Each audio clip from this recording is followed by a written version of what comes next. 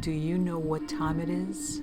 It's Supernatural Storytime. And if you're easily scared, and even if you're not, there's only one thing left to do. Just turn off the lights, because these are stories that you listen to only in the dark. The Secret. The names have been changed in this story for people's privacy. This is also the first time I've ever talked about it, so please bear with me. It also needs a fair amount of explanation before the story can start, and I really believe that it helps to explain the situation better.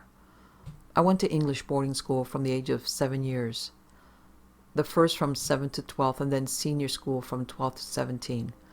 My father worked for several large pharmaceutical companies, traveling all over the world, and often took my mother with him when he traveled, as he was senior enough to do so.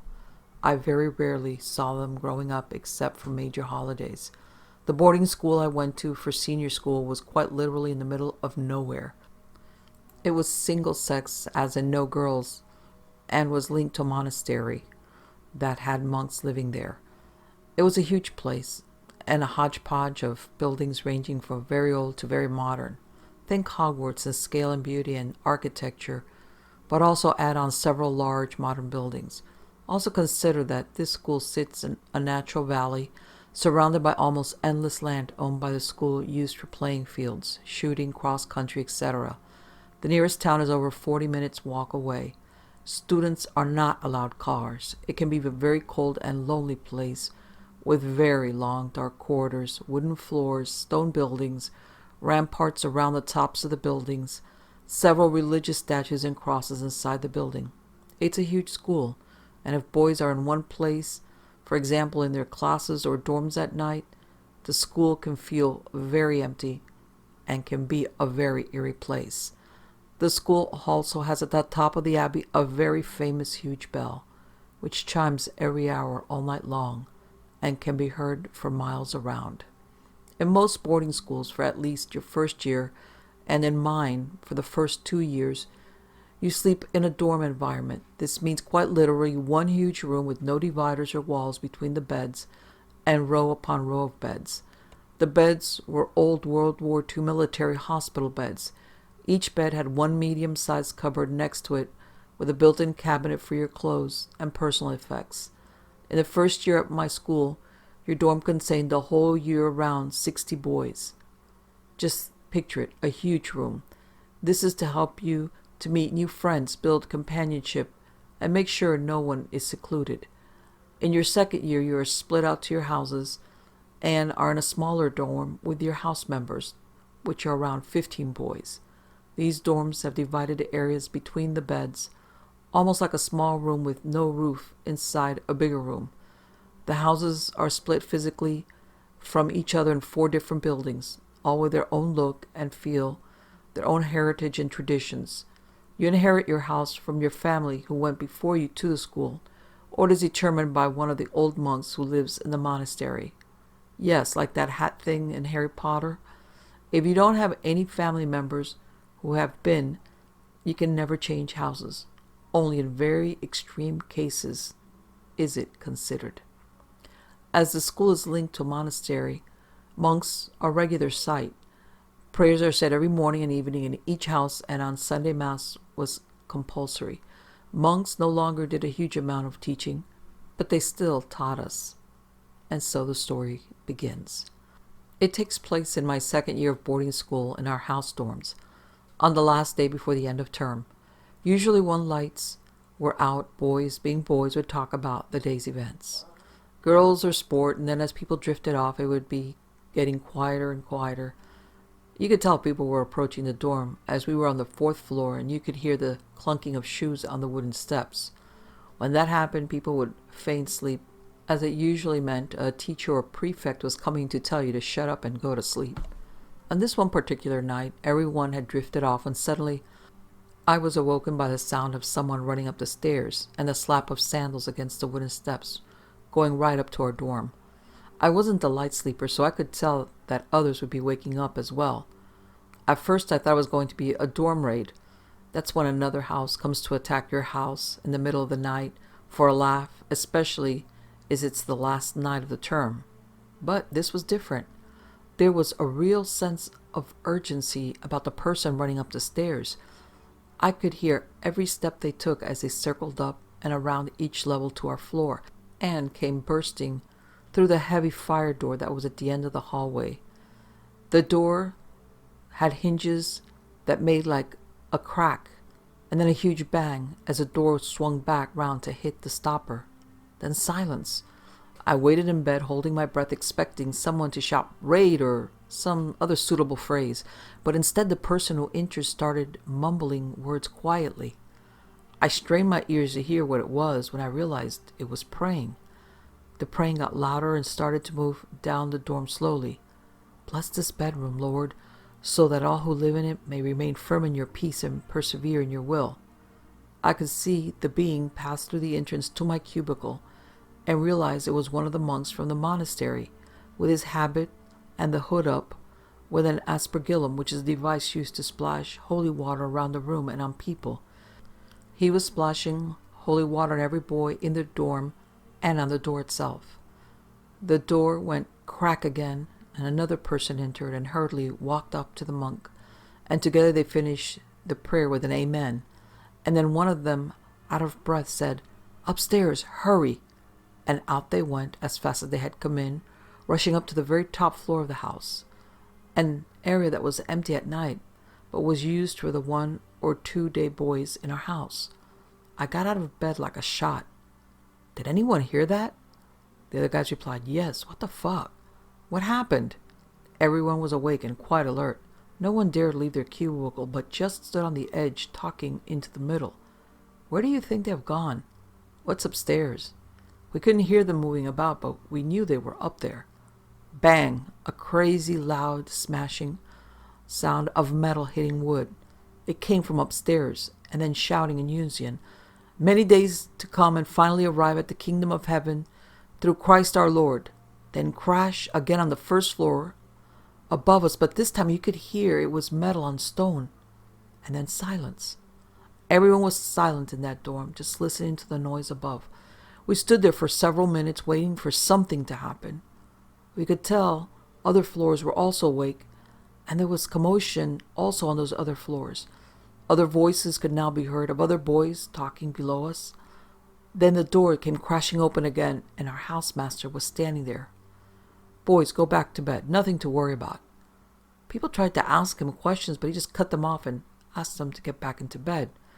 And he stood at the end of the dorm for the rest of the night. That night no one slept, but around 4, the great bell on the abbey could be heard ringing. 1 gong, 2 gongs, 3 gongs, 4 gongs, 5 gongs. "Wait," you say, 5 gongs? It's just only 4 a.m. The gongs continued for the next 15 minutes. At 7 a.m., when everyone was up in the dorm and it was alive with people discussing what had happened the night before, we tried to go up to the floor above, but the doors were locked.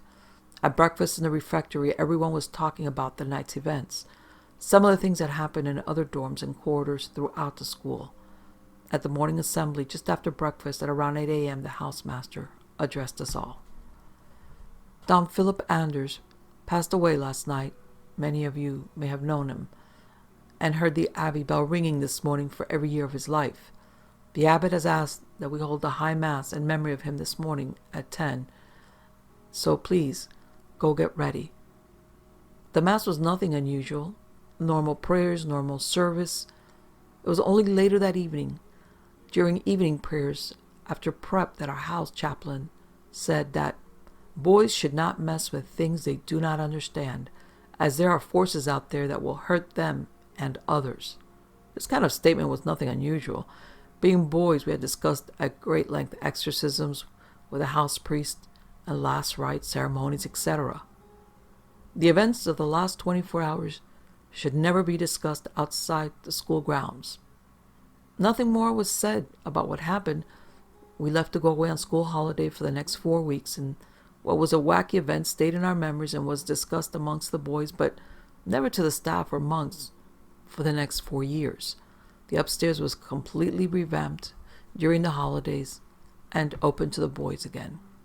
Then, during our leaving to go to a prestigious gentleman's club in London, someone finally plucked up the courage to ask our old headmaster, who was a monk himself, what had happened. The room fell silent. He didn't directly reply, but instead told us a story of young boys messing about with Ouija boards, not understanding the danger that's involved, especially in a holy place, cursing all who lay under those holy sacred roofs, and how the battle of good and evil normally ends up with one person being the ultimate sacrifice for the greater good. He then raised a glass, stood up and said, "For Dom Philip Anders." The lurking thing. A bit of background. I live in Wales. For you American types, we're next to England, but we're not English. The town I live in is ancient. The center has a church built on 1,000-years-old foundations, and one section of road follows the outline of an old Roman fort that is visible on Google Maps if you want to check it out. The river that flows through the town goes underground and through the center of town before re-emerging near the sea. This area has been inhabited for as long as people have lived in the place. Caves nearby have ice age burials in them. This is a very old place. Now, I'm a big lad, 6'6", and I'm not easily scared. I can certainly handle myself. My old role involved visiting premises to read utility meters, which meant a lot of basements, cobwebs, and dark, damp spaces. I was always kitted out in warm, wet weather gear, boots, multiple torches, notebooks, pens, and my machine reader for recording meter readings. One of the buildings had a meter in the basement, which was not unusual in old town center buildings. So after explaining to the staff, I was pointed to a door behind which were a flight of stairs. Wooden stairs down into darkness. An old cliche, but something I'd done lots of times in my job. I tried the light switch. No lights, which was no surprise. Out came my torch and down I went. The bottom of the stairs went through a left-hand right angle into the main basement floor, which spread out for far larger than the shop above, but again, it wasn't unusual, as street-level units were often combined while basements were mostly left alone. It was very dark, with no external source of light at all. Nothing. I swept my torch around, looking for the meter. The air was cool, damp, and scentless. The floor, covered in old boxes that were mainly empty bars, one or two which looked to be sealed. The floor under the dust and boxes was hard and tiled, and my footsteps echoed impressively. I spied the meter in the furthest corner, took the reading, and recorded on my machine. All par for the course and totally normal. I was comfortable. Then I heard a noise. There's always rats, etc. in these places, but this felt different. I swept my torch around, illuminating the boxes. Dust motes danced in the air. It was cold, and I was alert. One of the boxes moved. As the torch swept over it, the thing moved by itself. It got very cold, and I shivered. I'm normally quite cool. I'm ex-military and pretty calm when things kick off. But on this occasion, I could literally feel the adrenaline start coursing. I started to curse quietly and crept slowly back to the door, but the suspect box was between me and the door. I went slowly, trying to remain calm, trying to control my breathing. I was about 10 feet away from it, and then it moved again, very fast across the dusty tiled floor. Imagine the sound of cardboard on that kind of floor and the silent darkness of the basement. I swept one of my steel-toe cap-size 13s at the box. It was solid and it hurt. It couldn't have moved as it did, easily. I swore again and legged it to the door. I was pumped, full of fight or flight mode, panicking. I spun around. More noises of boxes moving and something that sounded like sheaves of paper dropping onto the cold, dulled floor. I got to the door, which was still ajar, and noticed an empty box next to it, which I booted mid-stride. It stopped mid-air and swung back at me. I spun around and leapt with one giant stride to the doorway. I ended up smashed into the edge of the door, falling backwards onto my back. I must have hit my head, because the next thing I saw was one of the shop assistants, an older lady with gray perm, who had come down to investigate the noise. She leant over me asking if I was okay. I mumbled something positive and saw in the light illuminated by my torch absolutely nothing out of the ordinary. I managed to climb the stairs behind this lady with a chill up my spine, but lots of apologies for dragging her down to the basement just because I was clumsy. She just smiled. I tried to be all manly in front of her and her colleagues. Yeah, no worries, I just slipped. Sorry, ladies, cheerio. In truth, I was pretty shaken and spent a good 10 minutes in the van, calming down before calling it a day and going home. In my notebook, I found one word written in what looked like charcoal. Venient. I looked it up. The reason I wrote this now is because my current job is office-based in the same town center on the opposite side of the street. We have a basement there too, and I've had to read our meter there recently and submit the reading online, which was last week. In the base, there's a hole in the wall through which a large power cable comes. A lot of the plaster has fallen away, but on the exposed brickwork by this hole is the word curite, which I've Googled. I wish I hadn't. I was, and I'm still freaked out by those Latin markings. It doesn't seem likely it was a prankster, and following the bizarre and scary happenings in the basement, I decided to try and put it out of my mind. The following is an account of what happened next. The basements I spoke of previously are all located in the town center. Through the town center flows a river which is now built over. The river goes underground near the sports field to the northeast of town and emerges some quarter of a mile from the sea itself.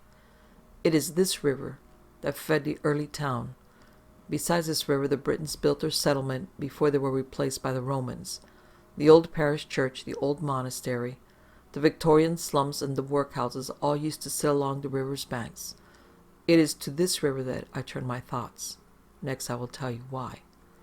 My new role is office-based, and I spent a lot of time indoors, sitting down, nursing cups of tea, which doesn't suit me. As I idled around the office one day, shuffling paper, my attention was drawn to a gentleman standing at the reception area. He was clean-cut with tidy hair and a friendly but powerful face. Nondescript, but likable enough. He wore black trousers, black shoes, and a white shirt. He spoke quietly and politely to my colleague and then turned to make eye contact with me, down the length of the office. And then he half winked. A mere twitch of the eye and a hint of a smile before he continued the conversation with my colleague without skipping a beat. There was something in his gaze that was odd, charismatic, and likable, but with an undefined edge. The conversation finished, he turned and left the office, politely closing the door and walking calmly off.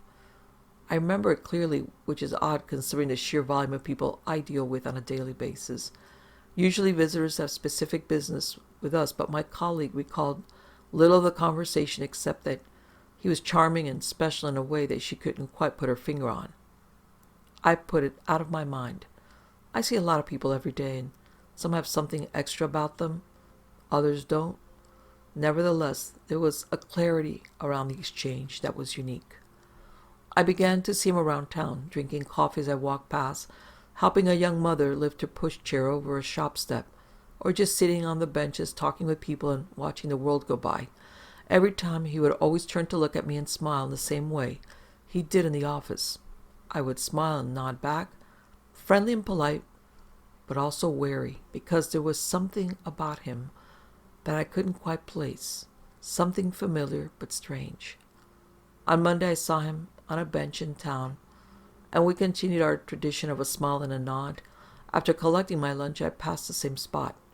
He was gone, but left behind was a single sheet of paper. The wind caught it, lifting it along the eddies of the sea breeze right towards me. I snatched it out of the air, and I was actually really pleased. It's pretty cool, a random sheet of paper blowing on the wind, lands pretty much straight in my hand. Trust me, it looked good. Sometimes I'm too cool for my own good. An old school friend noticed it and started a conversation. As we were British, it revolved mainly around the weather, wet and windy. Distracted, I folded the letter into my pocket and forgot about it. That evening, while watching TV with my wife as we lit some candles for atmosphere, I recounted the story to her and then remembered the paper.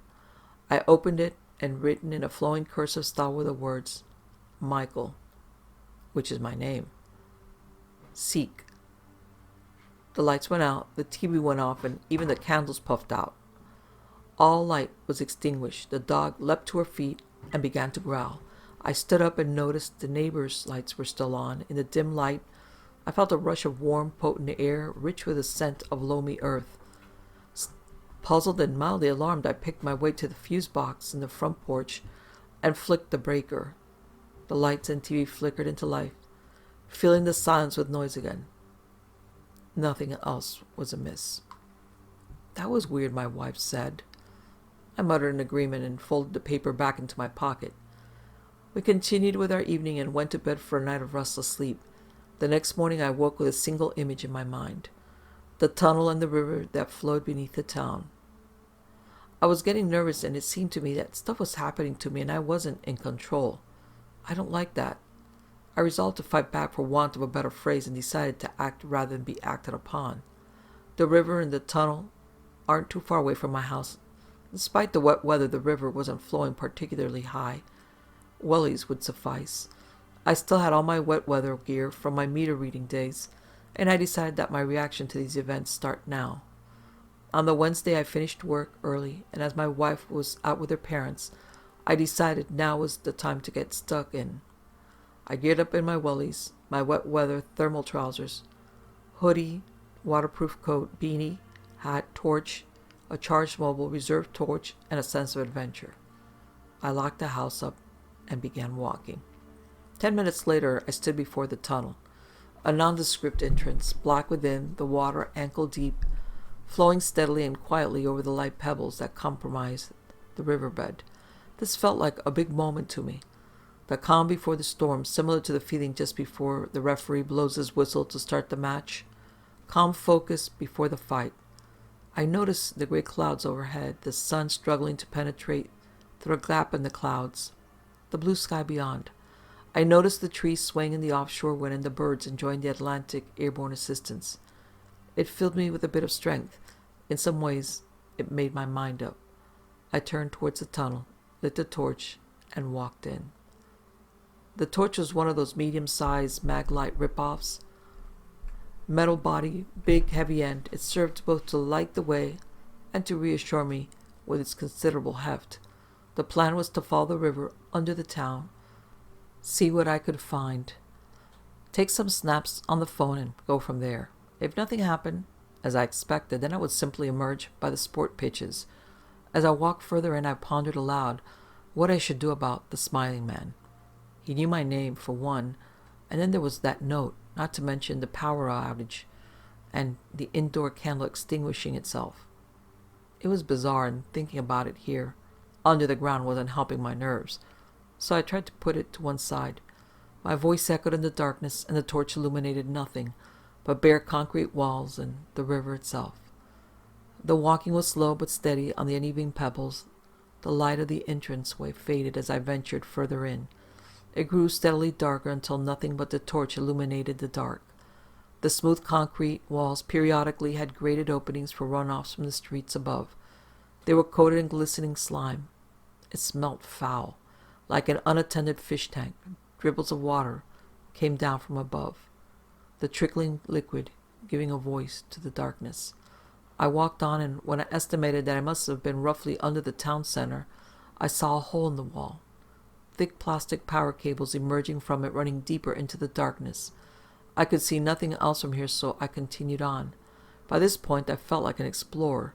I've always liked Indiana Jones, and this was probably the closest I'd get to that kind of thing. In spite of myself, I was starting to enjoy the fizzling sense of danger.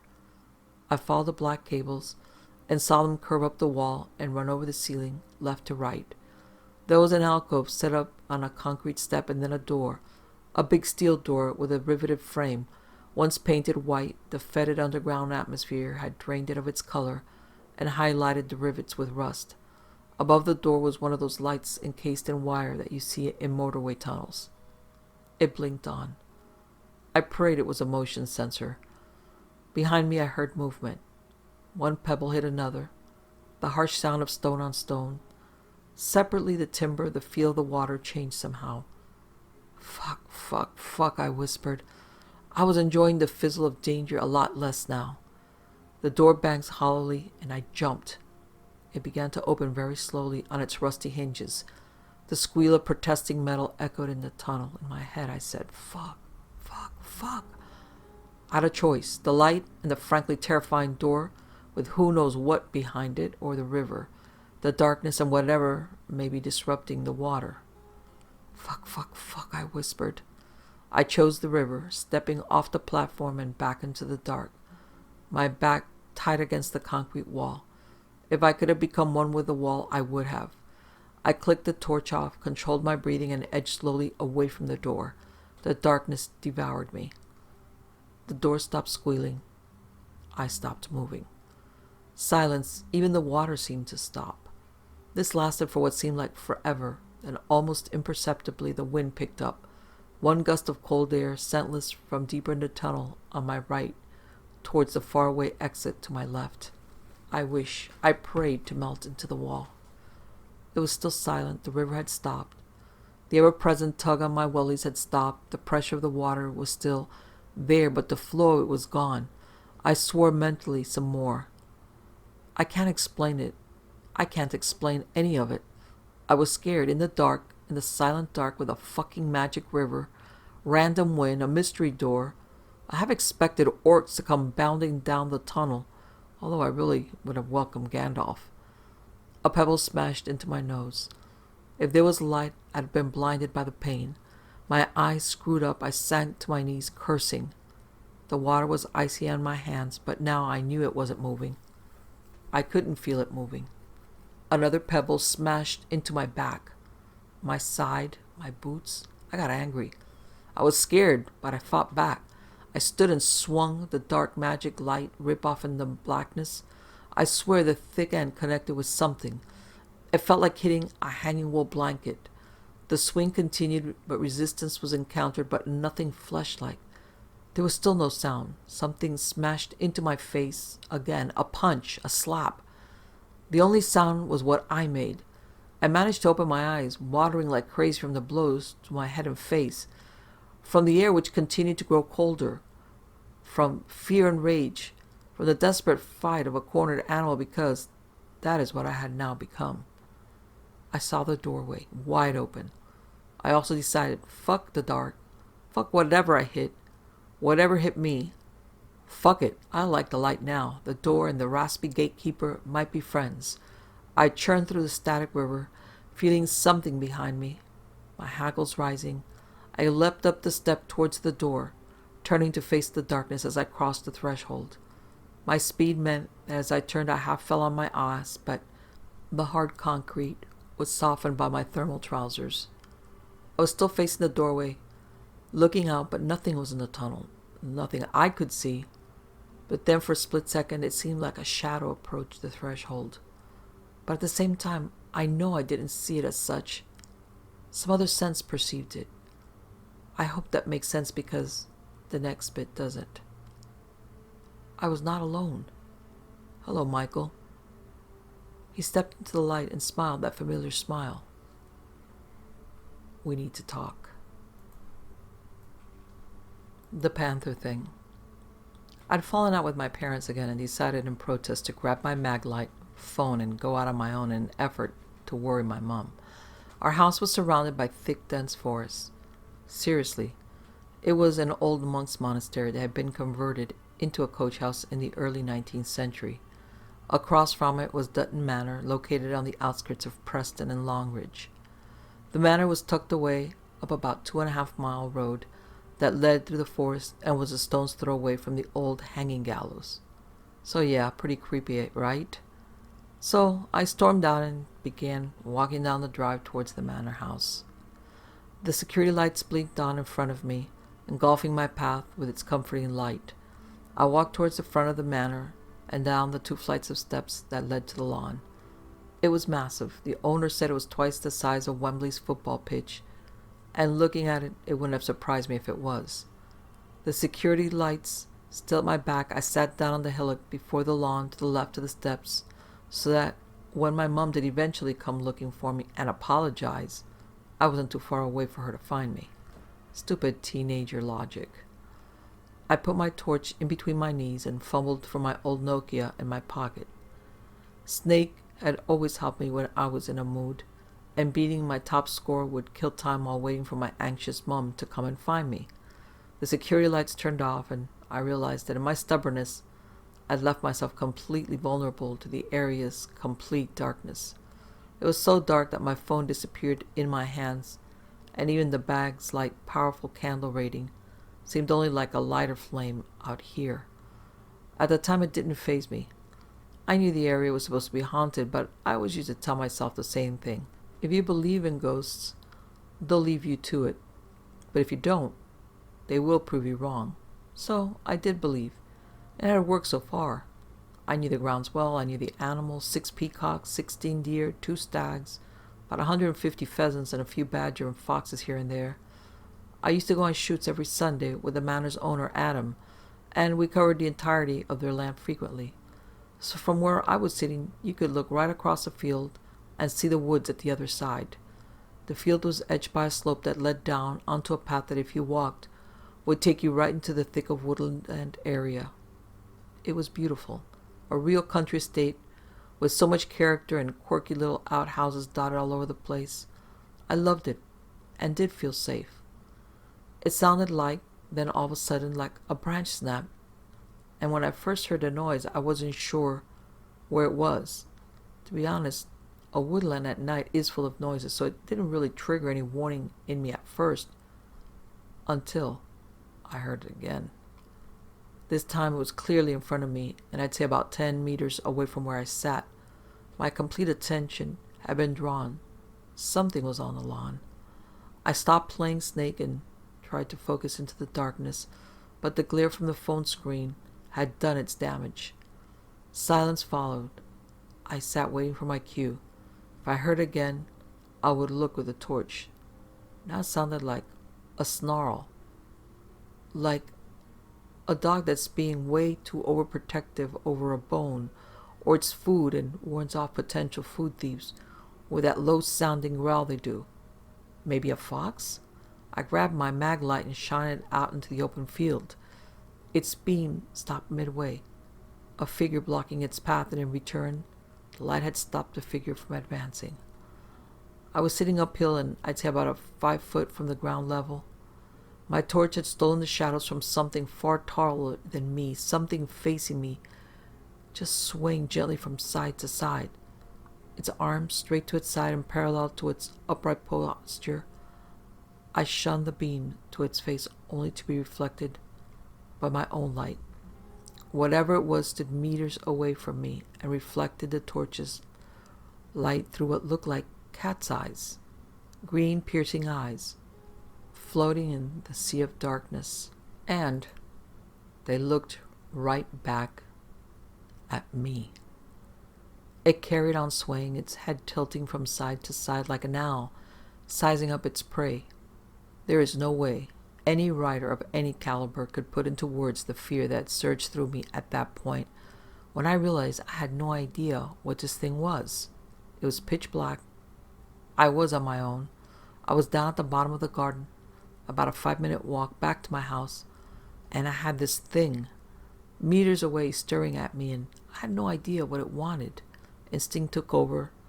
Like a prey animal, I stood and turned from it. Facing the hill, I began to slowly walk back up to the manor. I heard a noise behind me, like a dog sniffing the air, but I carried on walking. The fear and shock would not let me go any faster. I wanted the security lights to come back on so I could see what it was that was following me. I wanted this thing to know I was aware of its presence and that if needed, I'd defend myself. But I couldn't go any faster. I have never and still haven't been struck by such terror in my entire life. I neared the top of the hill, no idea how close it was to me. I turned and looked down at the lawn. It was gone. For a minute, I caught my breath and calmed myself, but it was there. It was flat to the ground, crawling up the hill towards me like a soldier doing an arm crawl. That was it, the trigger my mind and legs needed. Like a piston firing, my legs' muscles ruptured. I paced for the first manor, and in a matter of seconds that the light would be back on. Like God reaching down from his throne, the area lit up. Never before had I been so happy to see its golden spears reaching across the grounds. I stood waiting to see if the light would put this thing off its trail. Nothing. I made my way back to the hill's edge, holding the mag light in my hand like a truncheon. As I peered over the edge, the light clicked back off and the thing stood bolt upright about a meter away from me. I ran back and the light turned itself back on. This time, I wasn't sticking around. I ran like I had never run before, my thigh muscles burning with pain. I pushed new boundaries for myself and made my way to the coach house again, through the garage. Bear in mind, a coach house garage is massive. It could have easily fit a double-decker bus inside. I ran to the back door and waited, my hand on the handle. I looked to the entrance of the garage, waiting for a shadow to creep its way towards it. The light outside had gone off. It was dark again. I still couldn't believe that I had seen something as strange and as terrifying as that. But what was it? There's no animal I could put it down to being. Our kitchen light clicked on. It was my mum. The light shone out in the garage. I pulled the handle and the security light clicked back on. The growl again echoed through the garage. It wasn't faced by the light. I darted inside, locked all the bolts, and ran for my mum. To this day, my mum has never seen her son look so afraid. We called the police and alerted the owners of the land. I never saw it again. We moved.